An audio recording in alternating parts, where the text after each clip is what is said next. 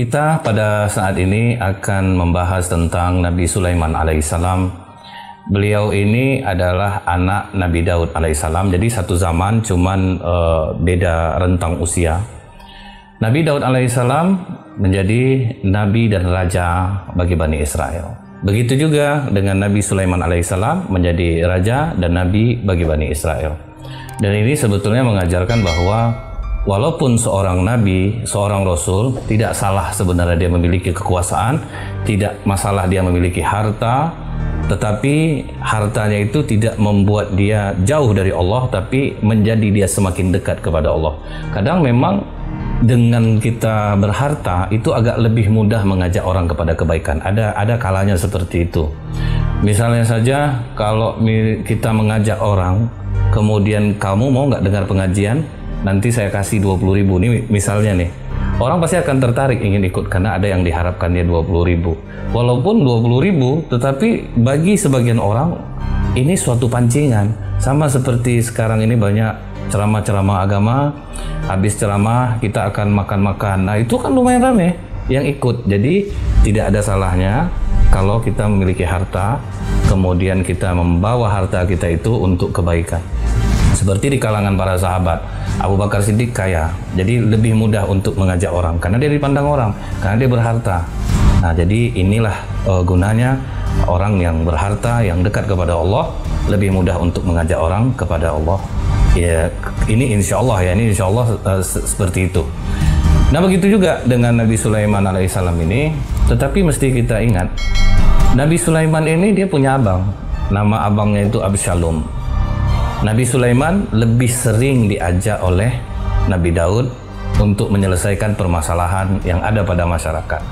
Karena Nabi Sulaiman terkenal dengan kecerdasan dan cara dia mengambil keputusan. Memang dikaruniai Allah talent Nabi Sulaiman ini, kecerdasannya. Dari sini kita bisa tahu bahwa kita ini diberikan Allah kelebihan masing-masing. Tidak bisa kita menjadi orang lain, atau misalnya kita lemah di dalam bidang ini, kemudian kita paksakan untuk belajar, padahal memang talent kita tidak diberikan Allah ke sana. Jadi ini akan percuma jadinya. Orang banyak memaksakan anaknya lemah matematik, tapi anaknya lebih di bidang lain. Dipaksakan, dileskan, sehingga anak ini justru malah menjadi stres dia. Dulu pernah kejadian anaknya dileskan matematik, padahal anaknya lemah di matematik. Akhirnya begitu anaknya ditanya siapa namanya, 8, di mana tinggalnya, 6. Ini dikarenakan apa? Karena dia dipaksakan untuk menguasai bidang ini. Kita masing-masing sudah diberikan talent oleh Allah. Temukan talent kita itu, dalami dia. Ini yang membuat orang akan berhasil dan dia akan ikhlas di dalam bidang dia. Begitu juga Nabi Sulaiman alaihissalam diberikan talent oleh Allah. Dia diberikan kelebihan dalam menyelesaikan masalah. Ada beberapa masalah kalau kita lihat dalam beberapa riwayat. Pernah ada 2 orang yang datang kepada Nabi Daud minta keadilan. Pengaduan si A, aku itu sudah menanam Daud. Kebunku ini mau panen. Datang kambing si B ini. Dia masuk ke pekarangan kebun aku, habis dirusaknya semua, sehingga aku mengalami kerugian. Nabi Daud bertanya kepada si B, betul B? B mengakui, iya Nabi Daud, memang kambingku yang masuk ke pekarangan dia. Baik, kata Nabi Daud, seluruh kambing kamu B harus diberikan semuanya kepada si A pemilik kebun ini. Itulah keadilan, kata Nabi Daud. Tidak lama Nabi Sulaiman berkata, maaf ayah, aku tidak sependapat dengan ayah. Maksudmu apa Sulaiman? Seharusnya si A yang kebunnya dirusak, si B harus memperbaiki kebunnya. Selama kebun ini diperbaiki sampai datang masa panen, si A boleh mengambil manfaat dari kambing si B yang dia ambil. Setelah nanti ini panen, maka si A mengembalikan lagi kambing si B. Kata Nabi Daud, kau betul Sulaiman. Itulah yang terbaik.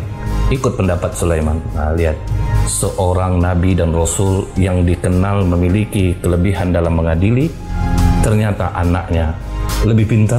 Dia akui. Orang tua tidak selamanya benar. Orang tua walaupun dia cerdas, barangkali anaknya diberikan Allah talent dan memiliki kecerdasan yang berbeda dan bisa jadi pendapatnya benar. Ini mengajarkan kepada orang tua untuk tidak egois. Dengarkan juga kadang pendapat anak. Bisa jadi dia benar. Dan kita lihat di sini tipe seorang pemimpin ketika ada yang berbeda dengan dia tidak marah. Artinya perbedaan itu akan terjadi.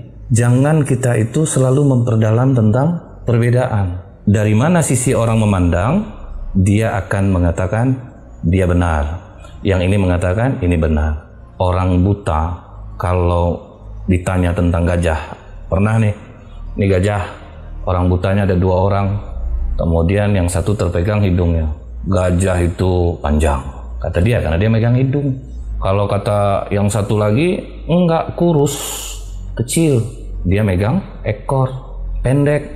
Nah, dari sini kita tahu, dari sisi mana orang memandang akan terjadilah sebuah perbedaan terhadap sesuatu yang mereka belum tahu. Nabi Daud, dia belum tahu dia benar. Menurut dia itulah yang adil. Ternyata dari sisi Nabi Sulaiman yang memiliki pemandangan berbeda, dan ternyata untuk kasus itu yang sangat diterima adalah pendapat Nabi Sulaiman alaihissalam. Ini juga pelajaran berharga bagi kita. Kadang kita memandang suatu masalah dengan dalil ini, sementara orang memandang dia juga punya dalil yang lain. Ini kita peruncing, ini nggak akan pernah ketemu. Itu tidak akan pernah ketemu. Pelajarannya sangat berharga. Jangan egois, sekalipun kita lebih tua, sekalipun kita lebih berkuasa, sekalipun kita lebih berpengaruh dari orang lain. Ini kasus yang pertama. Kemudian ada kasus yang kedua. Ada 2 orang perempuan datang. Satu perempuan tua, satu perempuan muda. Berebut 1 orang bayi. Yang perempuan tua mengatakan ini bayi saya. Yang perempuan mengatakan ini bayi saya. Karena perempuan tua ini lebih meyakinkan ngomongnya, maka kata Nabi Daud, pemilik anak ini adalah perempuan tua. Padahal yang sebenarnya yang punya anak ini adalah perempuan muda. Terkadang orang mungkin omongannya lebih meyakinkan, padahal dia bohong. Ada 1 orang, dia tidak bisa memperindah kata-katanya, dia tidak bisa meyakinkan, sehingga dia dianggap tidak benar. Ini pelajaran yang sangat sulit. Kadang orang bisa ngomong meyakinkan, kita anggap dia benar. Orang yang ngomong benar karena dia kurang bisa meyakinkan, kita anggap dia tidak benar. Hati-hati menjaga diri kita, hati kita. Jangan sampai suka memandang orang dengan pandangan yang salah terlebih dahulu. Emang betul-betul diteliti. Tapi yang mempunyai kemampuan ini pun tidak sembarangan orang. Tidak sembarangan orang. Jadi kita cari, jangan sampai kita ketemu dengan masalah seperti ini. Satu, yang kedua, jangan dahulukan berburuk sangka. Karena Nabi Daud sudah memutuskan, mereka pun pergi. Ketemu dengan Nabi Sulaiman alaihissalam. Nah, Nabi Sulaiman bertanya kepada perempuan ini, kalian ada masalah? Iya. Tadi sudah bertanya kepada Daud, padahal Sulaiman ini anakku, kata perempuan muda. Kata yang tua tidak. Nabi Daud yang lebih tahu, dia mengatakan itu anakku. Nabi Sulaiman langsung mengatakan, sekarang ambil pisau, kita belah 2 aja anak ini, kamu dapat separuh, kamu dapat separuh. Kata perempuan tua, aku setuju. Kata perempuan muda, jangan Sulaiman, ini bukan anakku, anak ini adalah milik perempuan tua ini. Maka kata Sulaiman, bayi ini perempuan muda yang memilikinya. Wah, kenapa begitu? Karena seorang ibu tidak akan rela dia kehilangan nyawa anaknya. Sementara kau menyetujui anak ini dibelah, berarti kau bukan ibunya. Lihat kecerdasan Nabi Sulaiman, tentu bukan sembarangan. Talent yang diberikan Allah. Jadi orang-orang seperti ini ada dikasih Allah talentnya. Dia cerdas, bisa mengatasi masalah melalui cara-cara dia. Nah, ini polisi ini paling tahu nih cara memancing orang untuk bicara supaya orang ini mengakui. Nah, itu ada tugas polisi bidang-bidangnya juga punya kadang kecerdasan yang seperti ini. Nah, karena Nabi Sulaiman ini cerdas, sering dibawa oleh Nabi Daud, ada masalah di persidangan itu dibawa. Nah, abang Nabi Sulaiman tadi, Absalom, udah merasa dia nih, ini gawat nih, nampaknya bukan ke aku nanti tahta kerajaan ini. Bisa-bisa tahta kerajaan yang seharusnya milikku akan berpindah kepada Sulaiman. Nabi Daud mengajarkan kepada kita, tidak ada urusan, oh ini yang paling tua dia yang harus duduk, tidak. Yang paling menguasai itu yang memang ahli dia memimpin. Itu karakter itu ada pada Nabi Sulaiman, sudah dilihat Nabi Daud, sudah ada. Jadi bukan berarti oh ini yang paling tua dia akan menduduki kerajaan, tidak. Jadi tidak seperti itu cara Nabi Daud memilih. Dia pilih yang paling cerdas, yang memang berkompeten untuk bisa memimpin Bani Israel. Akhirnya Absalom membuat sebuah rencana. Setiap kali ada orang punya masalah, dia yang duluan maju. Nah, ini pencitraannya. Dia yang duluan maju, dia bantu masyarakat, dia turun ke masyarakat. Sampai akhirnya masyarakat semua yang awam terpesdaya oleh Absalom. Politik seperti ini akan terus ada. Dia ingin berkuasa, kemudian dia buat, padahal ada orang yang lebih pantas, dia takut, dia mulai masuk ke sana, masuk kemari. Ya kita lihat lah, kalau ada orang ingin duduk di suatu jabatan, pasti itu sebelum menjabat dia datangi kita, dia ramah, dia ajak orang ngumpul, dikasih hadiah. Akhirnya orang, wah ini bapak ini boleh nih kita pilih nih, ibu ini boleh kita dudukkan ini. Tapi setelah dia duduk, dia nggak pernah lagi datang untuk mengunjungi orang-orang yang memilih dia. Nah, ini Absalom nih. Absalom pada masa sekarang ini banyak. Gitu. Sebelum dia dipilih, dia turun, dia selesaikan masalah orang, dia bantu. Ini nomor HP saya, begitu duduk nomor HP langsung tidak bisa lagi dihubungi, WA tidak lagi dibalas. Ya seperti itu. Absalom ini sejarah, tetapi ada pada masa sekarang. Akhirnya Absalom kudeta. Dia kudeta ayah kandungnya sendiri. Kalau kita ingat lagi kajian dalam kitab Qisasul Anbiya karya Ibnu Katsir rahimahullah, ketika Allah memperlihatkan anak cucu keturunan kepada Nabi Adam alaihissalam, Nabi Adam sempat heran melihat ada satu keturunannya yang bercahaya mulutnya. Kemudian Nabi Adam bertanya kepada Allah, ya Allah, siapa anak cucuku yang bercahaya mulutnya ini? Kata Allah, Daud. Nabi Adam memiliki mukjizat yang jarang terekspos. Dia bisa mengetahui jatah umur keturunannya itu lewat keningnya. Waktu itu Nabi Adam melihat kening Nabi Daud umurnya 60 tahun. Syukurnya kita sekarang tidak bisa saling melihat. Kalau sempat bisa melihat, kita mungkin akan ngomong ke kaum kita, 2 minggu lagi umur kau 2 bulan lagi, kau lumayan lama nih, 1 tahun lagi nih. Alhamdulillah kita tidak dikasih seperti itu. Nah, Nabi Adam bisa melihat. Waktu dilihat Nabi Adam umur Nabi Daud 60, kata Nabi Adam, ya Allah, umur aku kan ada 1000. Boleh enggak aku kasih 40 tahun kepada Daud? Kata Allah, boleh. Dikasihlah umur Nabi Adam 40 tahun kepada Nabi Daud. Nabi Adam jatah umurnya jadi 960 tahun. Waktu Nabi Daud dikudeta itu umur 60 tahun. Seharusnya Nabi Daud mati. Tapi karena ada umur Nabi Adam yang diberikan 40 tahun, Nabi Daud berhasil melarikan diri. Jadi Nabi Daud tidak melawan. Karena anaknya mengkudeta dia, Nabi Daud pergi dengan orang-orang yang dekat dengannya, pengikut-pengikut Nabi Daud. Kemudian Nabi Daud menyusun siasat. Ada pasukan khusus Nabi Daud, diperintah oleh Nabi Daud, kalian rebut kembali kerajaan itu, tetapi usahakan jangan sampai anakku Absalom terbunuh. Masih ada rasa sayang seorang ayah kepada anaknya.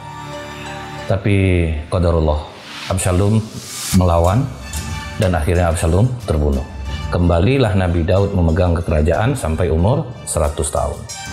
Tentu kita sudah tahu, setelah Nabi Daud wafat, maka kerajaan diteruskan oleh Nabi Sulaiman alaihissalam. Waktu dengan Nabi Sulaiman alaihissalam ini, Allah banyak memberikan kelebihan kepada Nabi Sulaiman dan Nabi Daud ini. Kalau kita lihat dalam surah An-Naml, di sini kita bacakan artinya saja. Dan sesungguhnya kami telah memberi ilmu kepada Daud dan Sulaiman. Ingat, yang ngasih kita ilmu adalah Allah. Jangan kita anggap karena kita rajin belajar kita dapat ilmu, tidak. Ilmu Allah yang memberikan ke kita. Jadi jangan sombong. Kita diberikan kecerdasan, itu Allah yang ngasih. Belajar itu hanya 1%. Yang nolong masuk itu 99% itu Allah. Jangan sombong. Kalau kita dikasih ilmu, Allah yang ngasih kita ilmu. Dulu ada dokter kandungan. Dia menganggap banyak orang di klinik dia karena kemampuan ilmu dia lah yang mengeluarkan bayi dari perut ibu. Ternyata masuk seorang perempuan udah 3 hari tidak keluar bayi ini. Udah diinduksi, udah macam-macam yang dilakukan oleh dokter kandungan, ternyata tidak bisa keluar. Obatnya apa? Dia bertobat kepada Allah, dia mohon ampun kepada Allah. Terbuka dia surah An-Nahl bahwa kata Allah, akulah yang mengeluarkan kamu dari perut ibu. Baru dia sadar, bukan dia selama ini, Allah yang nolongin. Setelah dia bertobat kepada Allah, kemudian dia nasihati perempuan itu. Ternyata perempuan ini suka melawan kepada orang tua. Nah, faktor spiritual itu tinggi. Anak perempuan ini melawan sama orang tuanya, kemudian datangin orang tuanya, dia minta maaf kepada orang tuanya, dia menangis memohon ampun kepada orang tuanya, dia minta ampun kepada Allah, baru bayinya bisa keluar. Jangan pernah sombong, yang ngasih kita kelebihan adalah Allah. Ketika Nabi Daud dan Nabi Sulaiman diberikan ilmu oleh Allah, jawaban mereka apa? Alhamdulillah, segala puji bagi Allah yang telah melebihkan kami dari kebanyakan hamba-hambanya yang beriman. Kalau kita dikasih kelebihan, Allah yang ngasih kita. Itulah kelebihan yang diberikan Allah kepada Nabi Sulaiman dan Nabi Daud. Sekalipun mereka raja, mereka nabi, rasul, mereka berkuasa, tapi mereka tetap mengatakan segala puji bagi Allah. Allah yang melebihkan kami dari kebanyakan hamba-hambanya yang beriman. Kalau dikasih kelebihan, bersyukur kepada Allah. Allah memberikan kita kelebihan. Kemudian dalam surah An-Naml 16, dan Sulaiman telah mewarisi Daud. Hai manusia, kami telah diberi pengertian tentang suara burung.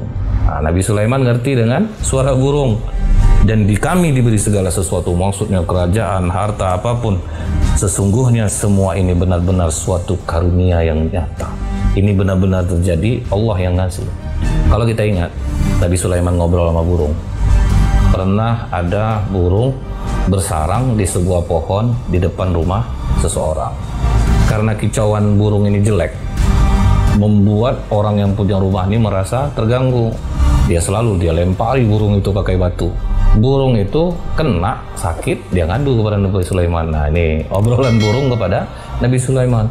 Wahai Sulaiman, aku tegak duduk aja aku di sana, nggak ganggu dia, padahal dilemparnya aku pakai batu. Padahal dia suaranya yang memekakkan telinga tuan rumah ini. Nabi Sulaiman langsung memanggil 2 jin. Apa kata Nabi Sulaiman? Kalian aku tugaskan pantau rumah itu. Kalau sempat orang yang punya rumah ini masih melemparkan burung ini, masih dilemparkan burung ini, lemparkan tubuh dia ke timur. Baik, kata jin ini. Keesokan harinya burung ini ngadu lagi, ternyata kena lempar lagi. Nabi Sulaiman agak marah. Ini kan sudah saya tugaskan 2 jin, kenapa kok mereka masih membiarkan lempar? Tidak lama jin itu datang dalam keadaan yang sangat letih. Ditanya oleh Nabi Sulaiman, kenapa kalian tidak melaksanakan tugas kalian? Kata mereka berdua, belum kami melempar dia, kami sudah dilempar oleh malaikat ke timur dan ke barat. Nabi Sulaiman menyuruh orang memanggil yang punya rumah. Burung ini bersarang depan rumah kamu, dekat pohon? Iya. Membekak aja, kerjaan tiap hari itu bekak telinga aku. Aku lempar aja dia pakai batu. Aku sebetulnya sudah mengutus 2 jin untuk mengawasi. Kalau kau lempar lagi, kau yang dilemparkan. Tapi ternyata 2 jin ini pulang dalam keadaan letih. Jadi lempar oleh malaikat. Apa yang telah kau lakukan hari ini?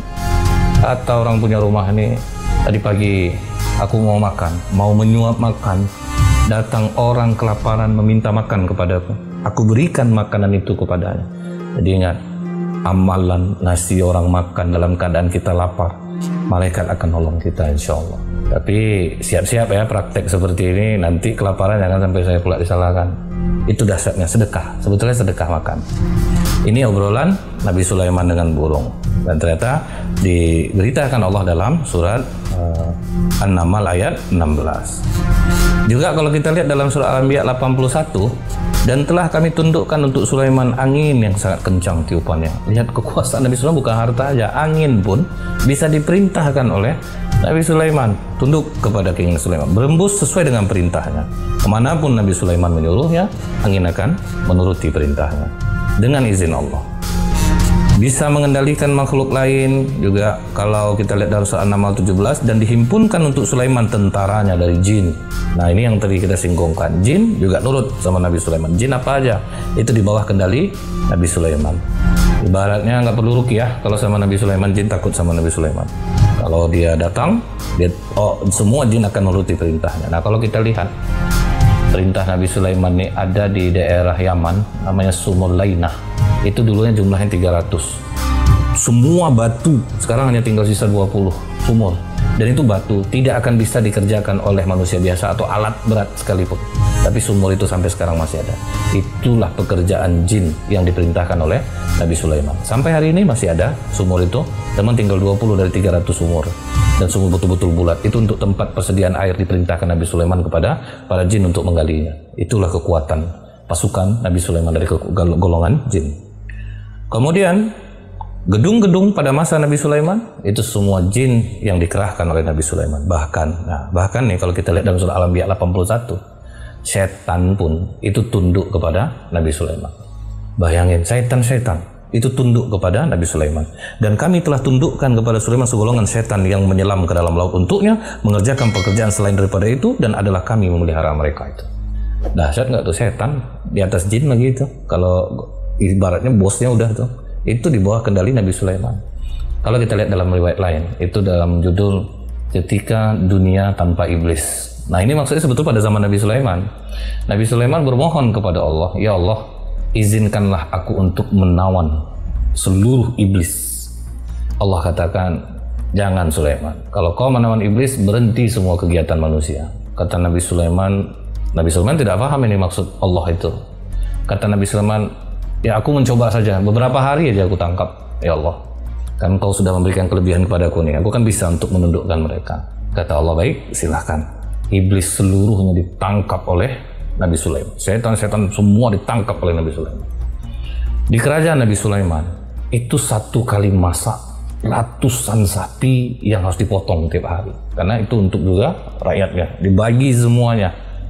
Nabi Sulaiman memberi makan, karena kerajaannya itu besar, bukan untuk di sana mencakup banyak wilayah. Jadi masaknya tuh banyak, nanti angin yang nyupkan ke sana, ngantarkan ke sana, jin yang ngantar ke situ. Pas pagi hari setelah iblis ditangkap, Nabi Sulaiman memerintahkan pembantunya untuk ke pasar. Coba beli bahan-bahan makanan.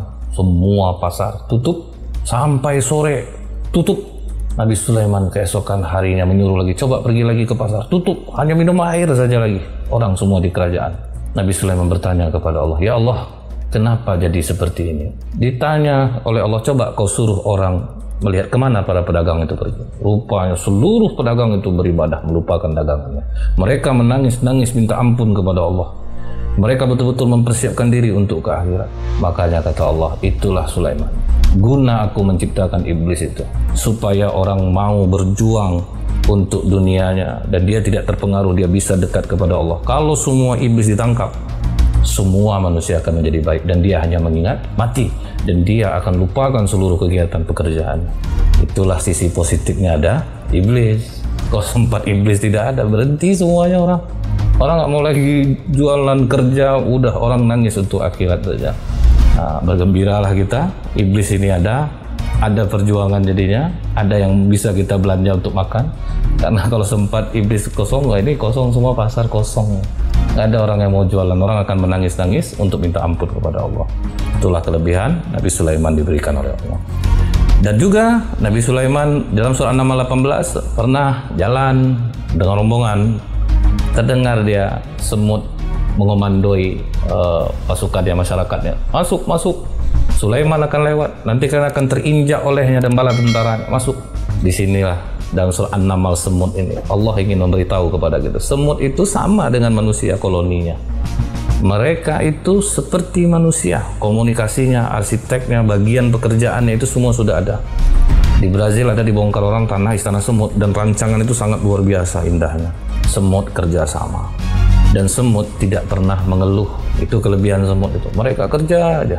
Jadi ada semut pekerja, dia bekerja aja. Ada semut untuk ada yang menjaga telur ratu.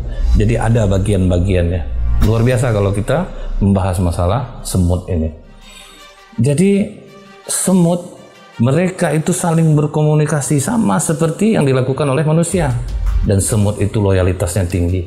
Kita tidak pernah semut merah nggak enak hati dia sama koloninya, kemudian pindah ke semut hitam. Itu belum ada manusia yang bisa seperti itu. Pertama partai ini, kemudian karena ada tidak setuju pindah ke partai ini. Nah, kita mesti belajar dari semut nih, belajar dari semut. Para politikus belajar dari semut. Semut tidak pernah dia berpindah apapun yang terjadi. Ini yang membuat Nabi Sulaiman tertawa mendengar perkataan semut, sehingga beliau berdoa, Rabbi auziqni an ashkuru ni'mataka. Ya Allah, berikanlah aku ilham untuk tetap mensyukuri nikmat-Mu. Jadi kita minta, kalau tolong ilhamkan rasa syukur ke hatiku ini ya Allah. Karena kita ini nggak akan bisa bersyukur tanpa Allah yang mengilhamkan. Itu dalam surah An-Naml ayat 19. Rabbi auziqni an ashkuru ni'mataka allati an'amta alayya wa ala walidayya. Yang telah Kau anugerahkan kepadaku dan kepada kedua orang ibu bapakku. Rabbi auziqni an ashkuru ni'mataka allati an'amta alayya wa ala walidayya wa an a'mala shalihan tardahu wa adkhilni bi rahmatika fi ibadikas shalihin. Masukkanlah aku dan karuniakan aku untuk dapat mengerjakan amal soleh yang Kau ridhoi. Jadi kalau kita sering baca doa ini dalam surah An-Naml 19 ini, kita minta kepada Allah, jadikanlah apa yang aku kerjakan ini ya Allah semua yang Kau ridhoi saja, dan masukkanlah aku ke dalam rahmat-Mu dan masukkanlah aku ke dalam golongan hamba-hamba-Mu yang soleh.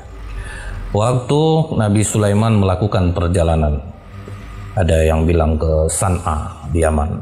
Waktu dia mengumpulkan tentaranya, jadi Nabi Sulaiman ini mengumpulkan tentaranya itu dari jin, kemudian setan, manusia, burung, pokoknya binatang-binatang. Pas Nabi Sulaiman memeriksa barisan, ternyata ada satu ekor burung yang tidak terlihat, yaitu burung hudhud. Nah, orang mengatakan burung hudhud ini woody woodpecker gitu, yang bisa membolongin pohon itu, kecepatannya tinggi, dan itu yang burung hudhud. Sebagian orang mengatakan itu burung hudhud. Nabi Sulaiman bertanya kepada pasukannya, adakah kalian yang melihat hudhud? Semua mengatakan, tidak, kami tidak melihatnya. Nabi Sulaiman berjanji, aku akan mengazabnya kalau dia datang tanpa keterangan dan alasan yang jelas. Lihat, tegasnya Nabi Sulaiman, kalau keterangannya jelas, alasannya benar, nggak dihukum. Jadi jangan sampai kita belum apa-apa udah langsung marah, udah langsung hukum orang. Tanya dulu, teliti dulu alasannya benar atau tidak, alasannya dibuat-buat atau tidak. Tapi kalau sekarang susah nih, dia buat alasan aja, alasan meyakinkan, sama kayak perempuan tua yang berebut bayi tadi, itu yang takutnya gitu. Setelah Nabi Sulaiman berkata demikian, burung hudhud tidak lama datang. Apa kata burung hudhud? Maafkan aku Raja, aku tadi dari negeri Sabak, aku terbang dari Sabak. Aku kan kau tugaskan untuk mencari air, sumber air di mana. Dan kebetulan aku lihat suatu kerajaan Sabak yang dipimpin oleh seorang ratu yang sangat cantik, dan nama ratu itu Balqis. Dan aku melihat Raja, semua masyarakatnya menyembah matahari, mereka tidak menyembah Allah, padahal kerajaannya udah bagus, mereka makmur, tapi mereka menyembah matahari. Kau betul ya hudhud ya, jangan kau buat-buat ya. Betul. Kalau orang melihat sumber air, ini mengajarkan, lihat burung, kalau burung sudah banyak di suatu daerah, berarti di situ ada sumber airnya. Itu dia. Waktu Nabi Ismail, ibundanya Siti Hajar berlari-lari mendapatkan air itu, kan masih sendiri itu di Mekah. Ada rombongan orang datang, melihat burung berputar-putar. Nah, berarti di bawahnya ada sumber air. Nah, disitulah mereka bergabung, tinggal dengan Siti Hajar numpang. Jadi air ini dijual oleh Hajar kepada orang-orang pendatang tadi. Nah, sampailah ramai jadi di Mekah. Jadi menandakan ada setelah kalau udah banyak burung, berarti ada sumber air di sana. Rajanya perempuan, dia dipimpin oleh seorang ratu Sabak ini. Baik, sekarang ini begini, hudhud, kau bawa surat aku kepada Ratu Balqis itu. Ini apakah kau benar atau tidak? Kau bawa surat aku ini, jatuhkan kepada mereka, kemudian kau sembunyi, kau dengarkan apa pembicaraan mereka. Nah, surat Nabi Sulaiman ini terdapat juga di dalam surat An-Naml ayat 29. Tapi orang banyak salah arti ini, dijadikannya ini untuk pemanis. Kalau kita mau deketin cewek, pakai doa Nabi Sulaiman, nggak bisa. Ingatkah kita pernah Nabi Muhammad SAW menangkap jin, dia baca doa Nabi Sulaiman, nggak diizinkan oleh Allah. Rabbi firli wa habli mulkan la yanbaghi, sampai akhir doa itu. Apa kata Allah? Tidak Muhammad, itu untuk Sulaiman. Jadi Rasulullah nggak bisa menguasai jin. Kata Rasulullah, andaikan dikabulkan itu akan kuikat dan akan ditonton oleh orang banyak. Tapi tidak diizinkan oleh Allah. Itu bagiannya Nabi Sulaiman. Nah, ini ingat kita, bagian-bagian kita ini sudah ada. Jangan sibuk dengan bagian orang. Urusan kita saja yang kita urus. Nah, boleh ngurus urusan orang kalau memang ada unsur kebaikan di sana. Nabi Sulaiman membuka dengan kalimat apa? Bismillahirrahmanirrahim. Surat ini adalah dariku. Sulaiman, janganlah kamu sombong. Maksudnya, suratku dari aku. Nama aku Sulaiman. Wahai kau Balqis, jangan kau bersikap sombong sama aku. Jangan kau menganggap dirimu lebih tinggi daripada aku. Kalian satu kerajaan itu harus datang kepadaku dalam keadaan berserah diri. Lihat cara Nabi Sulaiman tegas. Kalian jangan sombong, jangan kalian merasa lebih tinggi daripada aku. Inilah mungkin ya, kadang tidak selamanya yang seperti ini dikatakan, wah angkuh Nabi Sulaiman nih. Nah, ini satu cara untuk mengendalikan orang, jangan sombong duluan dia. Nah, jangan kalian sombong loh. Kita langsung bilang, kalian jangan sombong sama aku, jangan kalian merasa tinggi daripada aku. Nah, ada kalanya bersifat seperti ini. Ratu Balqis dapat surat itu, didengar oleh hudhud. Ratu Balqis pun memanggil pembesar-pembesarnya dalam surat An-Naml semua ini. Kalian sini dulu. Kalian harus ngasih pendapat nih ke aku. Aku dapat surat dari yang mulia, Sulaiman. Lihat, dia memuliakan Raja Sulaiman. Aku mendapat surat dari yang mulia Sulaiman. Dia menyuruh kita untuk berserah diri kepadanya. Dia membuka dengan kalimat hanya Allah yang Maha Pengasih lagi Maha Penyayang, mengingkari sesembahan kita matahari. Dan aku tidak pernah melakukan satu tindakan tanpa bermusyawarah dengan kalian. Lihat, dari zaman dulu itu seorang raja dia tidak egois, seorang penguasa dia tidak egois, diajak dulu musyawarah. Sebagian mengatakan, kita ini cukup kuat Ratu, tentara kita banyak, kita bisa melawan kok. Sebagian lagi jangan, dan semua keputusan dari tanganmu Ratu. Maka kata Ratu Balqis, kalau raja sudah masuk ke daerah yang dikuasainya, maka orang merdeka akan menjadi hina. Kalau menurut aku gini, kita coba aja utusan-utusan kita sebanyak 2.000 orang, separuh laki-laki, separuh perempuan, dan semuanya membawa hadiah. Dan dalam riwayat disebutkan 500 balok emas yang dibawa oleh utusan Ratu Balqis. Macam-macam hadiah yang mereka bawa. Jadi ini diberitahu oleh Ratu Balqis, kita kasih hadiah. Nah, kalau kita baca dalam hadis tahadu tahabu, berhadiah-hadiahlah kalian akan saling mencintai. Nah, ini penting nih poin hadiah ini. Jadi kalau istri kita marah, kasih hadiah. Nah, dia akan berubah menjadi sayang, aturan marah jadi tidak marah.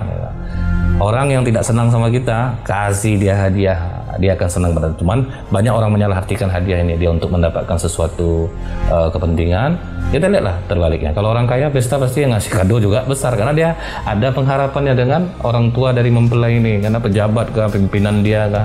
Seharusnya mau kita kasih besar tuh orang miskin dia yang butuh. Ini malah orang kaya yang dikasih besar. Karena mengharap sesuatu kepentingan diri dia, maka dialah rugi sekian tapi dia dapat lebih banyak lagi. Ini didengar oleh Hudhud. Nah, Hudhud bocorin ke Nabi Sulaiman. Apa kata Hudhud?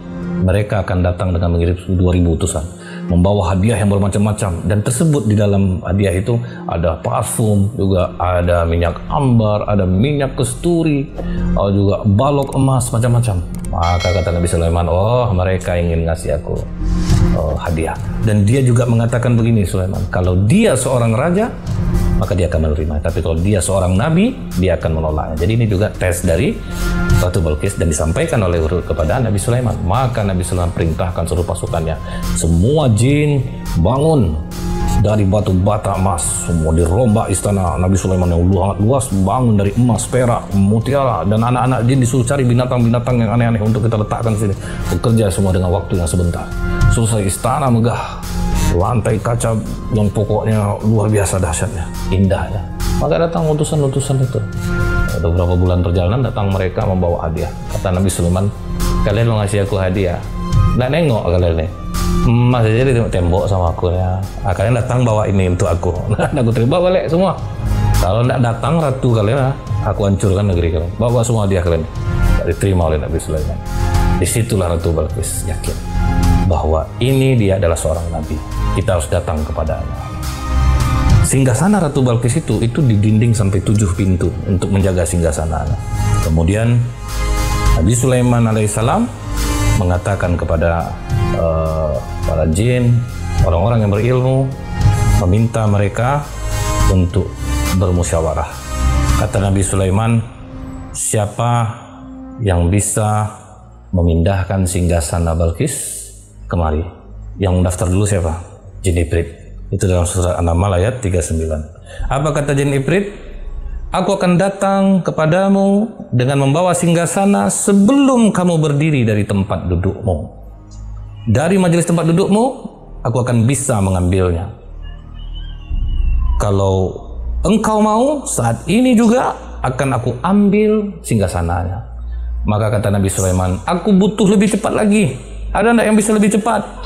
Maka seorang yang paham ahli kitab mengatakan, namanya Asif ibnu Barkiyah, aku bisa dengan izin Allah akan membawa singgasana itu secepat engkau mengelipkan mata. Silahkan kau pandang ke atas sebentar, kemudian kau ke bawah lagi. Langsung tertaruh singgasana Ratu Balqis di sana. Artinya apa? Kedekatan kepada Allah itu lebih mudah untuk berdoa dikabulkan daripada dengan kekuatan yang lain. Jin mengandalkan kekuatan dirinya, sementara Asif ibnu Barkiyah mengandalkan kekuatan Allah. Tapi di dalam riwayat disebutkan Ibnu Barkiyah ini orang yang sangat jujur dan sangat mengamalkan nama-nama Allah di dalam diri dia. Ini yang menyebabkan doanya lebih cepat untuk terkabul. Setelah itu Ratu Balqis datang.